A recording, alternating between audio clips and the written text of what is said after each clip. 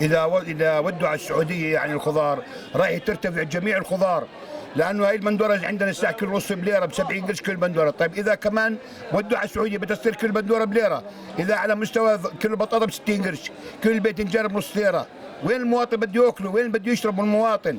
هو ضمة ماكدونالدز حق 20 قرش ربع ليره، كل راتب الموظف ب 300 ليره، يعني بخمس الشهر الموظف قاعد بيشحت.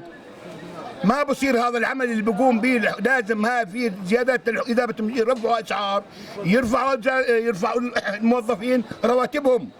اذا كل كوسه ب 70 قرش شو بده ياكل المواطن ياكل؟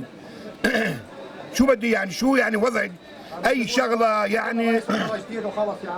احنا مش على الحكومه، هاي رفعوا البنزين، تركه البنزين ب 11 ب 12 ليره، على اي اساس قاعدين؟ المواطن يعني مش قادر يعيش بها، يعني مش قادر يعيش بال 200 وب 300 ليره، ما هو قادر يعيش، ما هو قادر المواطن يعيش ب 300 ليره. واحنا بنشكر الحكومه يعني وبنشكر اي شيء، بس يرفعوا يعني يرفعوا المواد علينا. كيلو الرز بليره وربع 130 قرش، كيلو اللحمه ب 11 ب 12 ليره، على حساب مين هذا؟ بنود ياكل؟ يروح ياكل كلاب المواطن مشان نجيب لحمه لهم؟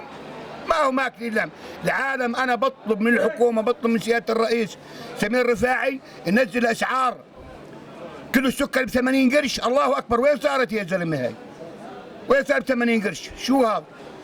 يعني شيء ما بتصورهوش المواطن بهالبلد. يا سيدي والله يعطيك العافيه، وبنشكر رئيس الحكومه وبنشكر سيدنا على البلاد، مش ربنا بيطول عمر سيدنا بجاه النبي للمواطنين للفقراء، لانه سيدنا قاعد بطير برا مشان يجيب مساعدات للاردن، وهون والله لا يبين لا في مساعدات ولا في مصاري بهالبلد كمان. البلد هاي صارت زي الكازيه، عبي منها وظل طالع يا اخي. ما بصير هذا العمل، يتقى الله. اي واحد مسؤول بهالبلد يتقى الله، يخاف الله. بس هاي اللي بطلبه، شكرا والله يعطيك العافيه.